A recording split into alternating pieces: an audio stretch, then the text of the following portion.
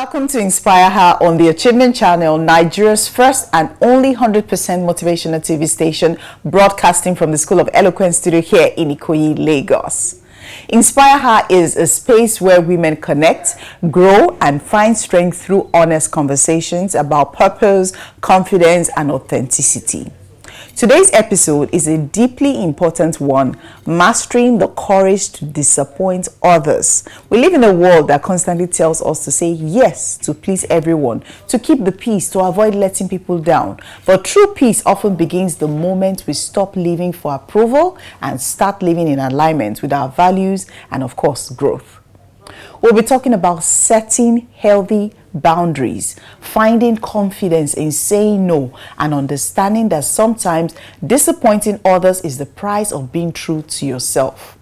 And joining me in this conversation is my thoughtful co-host, Ngozi Ochuba, a wellness advocate, pharmacist, and midlife reinvention coach who's passionate about helping women embrace authenticity, balance, and self-worth. Together, we'll unpack how to honor your truth with grace and choose peace over pressure.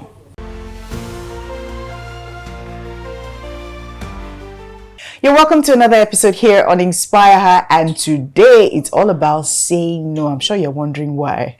Yes, today we're talking about mastering the act of saying no for your own good. All right, with me doing that conversation today is Madam Ngozi Ochuba. How are you? I'm well, thank you. You're looking all green. Yeah. And beautiful. Thank you. You have also a touch of green and you look good. Yeah. Thank you. Thank you. All right. You know, we grew up believing that saying yes to everything and everyone made you kind, made you likable. How true is that? Yeah, really, you know, the way the culture is set up, especially towards women, you are taught to always be kind, be available, say yes, put yourself last, make every other person comfortable first. So to an extent, you may be liked. Okay. Because people are taking from you. People are just draining your resources. You're always giving. You're always giving. So they would like you, really. But that doesn't make them respect you. So what's the myth between being liked and being respected? Okay, Onome, you see, if one is always constantly seeking validation, always seeking approval, always avoiding difficult conversations, always thinking of trying to please everybody, you become like a human pleaser, then that is just one falling into a trap. You know, it's just a myth. You want to be liked versus you being comfortable, versus you being okay, versus you being actually respected by those people you are trying so hard to please. So, you know, what it means is that you take so much away from yourself and you give so much to others and you are actually deprived. You're drained, you're not happy, but you don't have the courage to say, no, this is too much. I can't take it anymore. Or this shouldn't be this way. There should be a balance. You know, when people constantly are making demands of you and they are not balancing it, they are not giving so much, but they expect you to be available every time they call on you. They expect you to be able to give anytime they make demands of you. And you keep taking all these things because you don't want to offend anybody. So, like Chimamanda Adichie put it, she said, take it as, there's a way she put it, she said, take it as a compliment. Okay. If certain people don't like you. Because it's for your own good. Everybody can't like you. But the question now will be, how then do we draw the line? Okay, being, I don't know if to say politely saying no, right? And also trying to balance it to ensure that you have your own peace and not also sounding rude and arrogant or wicked as a lot of people will see it as? Because when I say no to an individual, there's this belief to say, oh, this individual was unkind to me, this person is wicked to me. How then do we draw the line as individuals? So you're not feeling bad that you said no to that individual, because I also feel that there's also a guilty part to it. I don't want to say no to them because I don't want to hurt them. I don't want them to feel bad. I don't want them to have an impression of me. How then do we balance it? Well, that is exactly what we're saying. If you keep saying yes because of how they are going to feel about you, then you never get to saying no when you actually must have to say no. Why would you say no if you don't have the ability, you don't have the capability to do what is being demanded of you? You'll be on your sick bed and somebody is telling you the in-laws are coming around and you have to get up and go and make a particular type of soup. But because you don't want to say no, and you don't want to be painted as a difficult, stubborn woman, because the culture has, subtly put it to women, and sometimes even clearly they put it to women that you should not be so assertive. Because if you are, or if you are too opinionated, or if you always stand on some principles, then people will be withdrawn from you, people would not like you, people will isolate you, and so on and so forth. But I think if you keep thinking of only that, then you'll never get to be your own person. You'll be everybody's yes person, and you'll actually be saying no to yourself and to your own needs. So how then do we communicate this without feeling bad? How to communicate without feeling bad? The truth is that you have to know that you're coming from a point of sincerity to yourself. Because really, the truth is when you accept who you are not, when you accept to do things you really do not want to do, or you don't even have the ability to do, I think that would be worse. Because at the end of the day, you're not being sincere to yourself. You're not being truthful to yourself. You're trying to pretend. You're trying to be who you are not. You're playing to the gallery. So that's not who you are. So I think it's proper to let people understand the kind of person you are. I'm not saying you should become mean. I'm not saying you should become insultive. You can still create boundaries and try to, make people understand these are boundaries, and you do it respectfully. You don't need to become aggressive unnecessarily. You don't need to insult people. But when you need to be firm and say no, you need to be firm and say no. Because if you don't, you're going to be everybody's puppet. And people will keep taking and taking and taking until you are completely drained. And when you're talking about it, you said understanding who you are. I'm just looking at it because I actually believe that some people do not understand, and sometimes they be confused of who they really are. So there's this part of you saying yes today and this part you're saying no, and you get people confused, not understanding who you are. But if you explain, actually helping them understand who they are, you are consistent with this version of you, and people know that when you meet Madam Ngozi, this is who she is. So there's a narrative of Madam Ngozi, so it helps people understand who Madam Ngozi is, rather than you are not defined. Let me use that word for lack of words. People cannot tell who you are. So if people actually understand who you are, if you as an individual know who you are, I think that will help a lot of people. So I'm just saying that for people who might not understand who they are, or they are trying to find that path, how then do they go about it? You have to look at your beliefs. It brings us back to your belief system. It brings us back to the principles that guide you. For example, I know that on my own part, I stand for honesty. So because you are my mother-in-law and you want me to carry out a dishonest task, just because I don't want to offend you, just because I want to please you, then I'd say yes to disobeying. I say yes to something that is not true to me. And at the end of the day, I'll be feeling used. And if issues come out, I wouldn't even have the guts to defend myself, because I know I did what I shouldn't really do if I stood by my principles. So if you let people understand that this is against who you are, this is against your principle, these are not part of your belief system, initially you might come across as being difficult and stubborn. But if you're consistent, that is where integrity comes up. They see this is repeatedly who you say you are, and that is who they see you play it out. That is the actions you take. They'll begin to understand that is who you are, and they'll come to terms with the person you are. So when they come to you to make some demands, if it comes out as a yes, fine. If it comes out as a no, they will get to understand that is really who she is. All right. We'll need to go on a short break. When we come back, we will pick up this conversation. And where we would like to take the conversation from is also as women, as parents, also helping our children say no from an early stage. So do stay with us. We'll be right back. Do you feel terrified when speaking before a group? Are you stressed when asked to present? Do you bore people when speaking? Are you stuck with reading word for word? How do you give a speech with polish? Learn how at the School of Eloquence, the home of public speaking. Attend our practical coaching in public speaking. Call 0802 303 2066 or log on to schoolofeloquence.org. School of Eloquence, teaching the world to speak.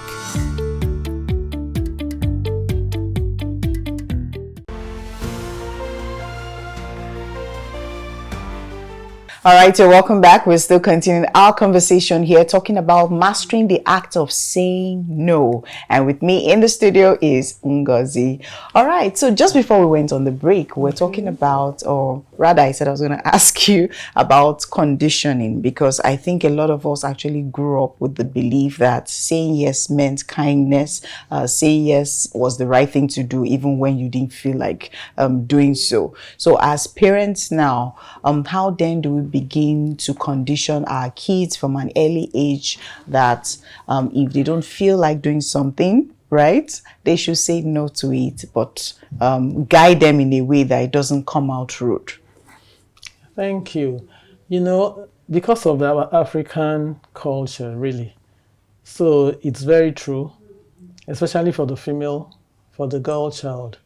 You are brought up in a way that it looks like your own feelings, your own opinions are secondary. It doesn't count. Even if it counts, it's secondary. Let every other opinion be taken first. If there's room for yours, then we'll accommodate. I mean, that is just, it's not right. But thank God, those narratives are changing. Girls nowadays really are more outspoken. And before they will tell you that you have to be submissive to be liked, you don't need to be aggressive, like I said before. When you assert your own rights, the next thing you hear is that you're being aggressive. Or you're when you behave in certain, when you demand for your rights, or you want things to be done fairly, you are told that you are a woman. That women are seen and not heard. Such narratives. But of course, those things are changing. And they have to, because society has to move on and move forward. So when you have girls at home, especially young girls, as they grow up, you should allow them talk. You should allow them voice out their opinion. And when you need to correct, you correct in love. You don't shut them down. When a girl is, you can't be talking when men are talking. You can't be talking when boys are talking. I think that way you're actually telling that girl that she's a second-class citizen, that her emotions, her needs, her person does not really matter. That she's just there to serve the needs of others. And what happens to her, nobody tells her. So she's there wallowing in emotional pain, confusion, and she's trying to figure out who she really is. So we parents should understand this, and women in general should understand this, and we begin to change the narrative. We should allow young girls voice out their opinions.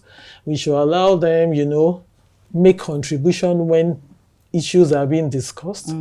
We should stop telling girls that, don't you know you are a girl? That language, don't you know you are a woman? Don't you know you are a girl? As if being a girl or being a woman makes you a nobody. Then how then do we manage how this response is received?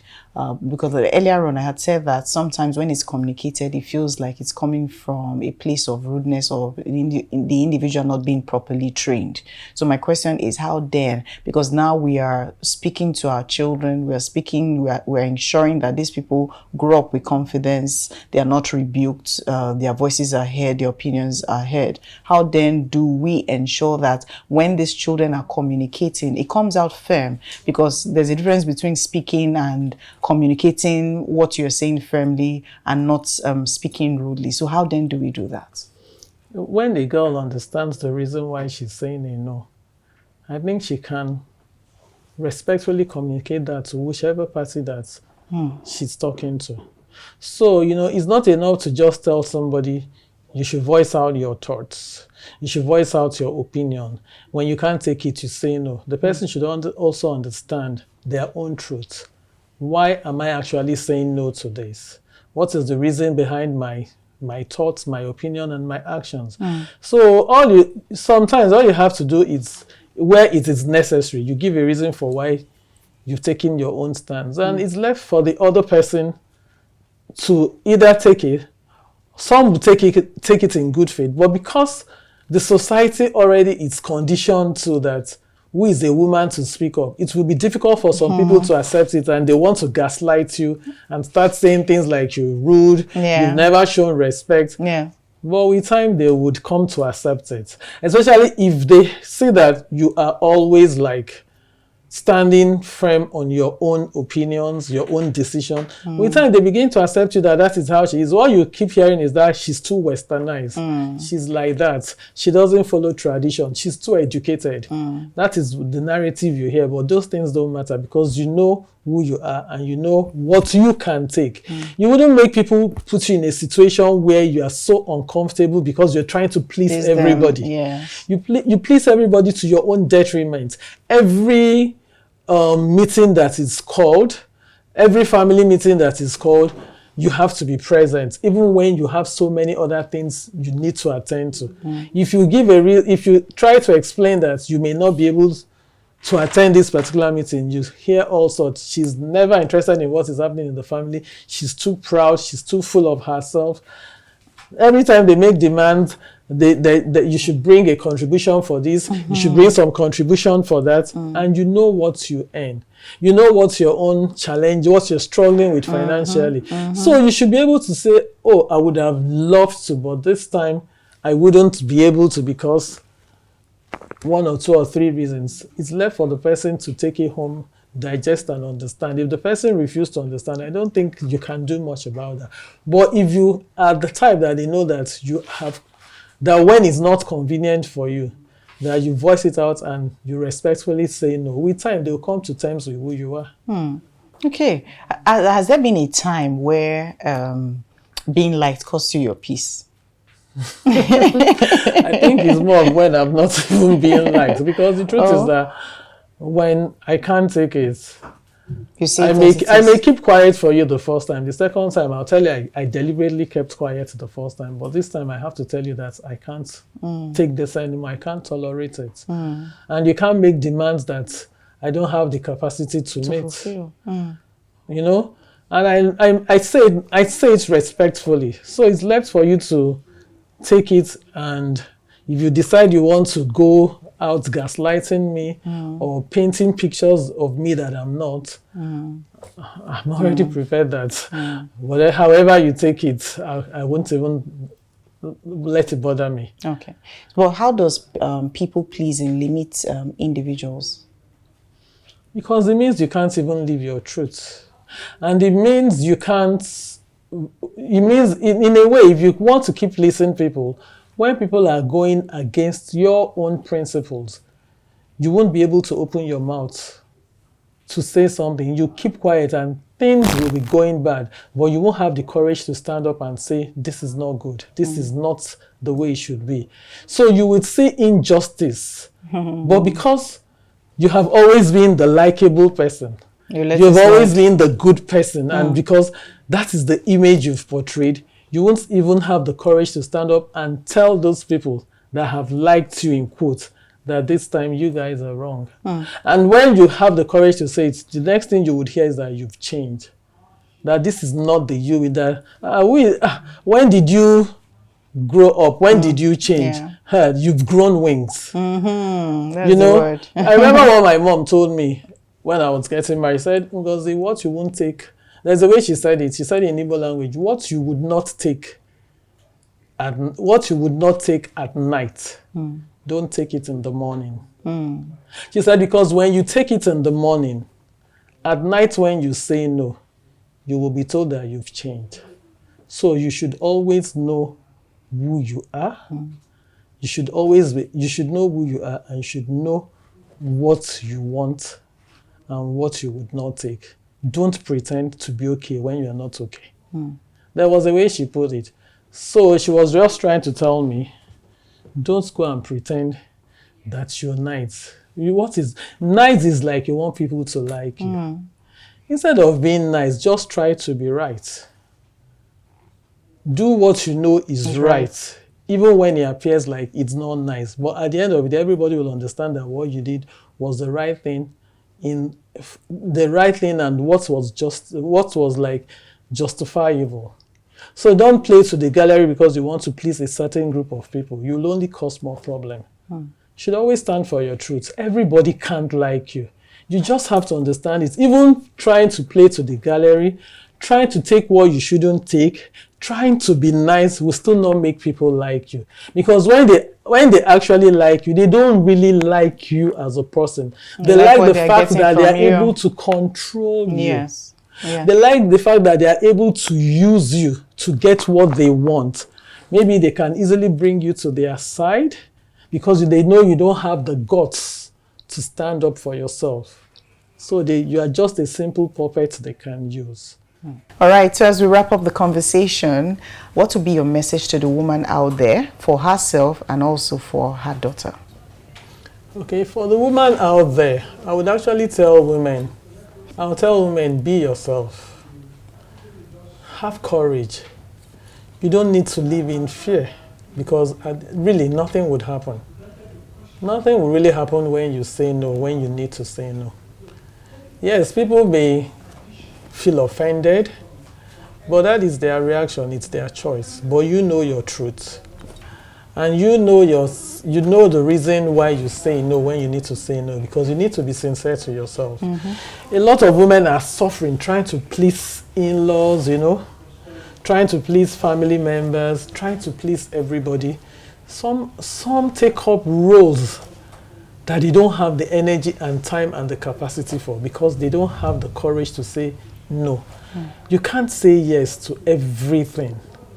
It is just one you. So you need to also think about your time for yourself.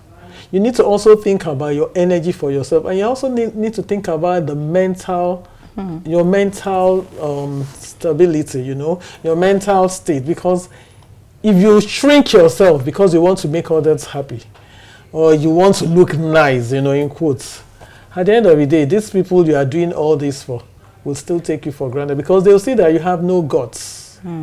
They'll really see that you have no liver, and nobody wants somebody that is lily-livered to be their leader.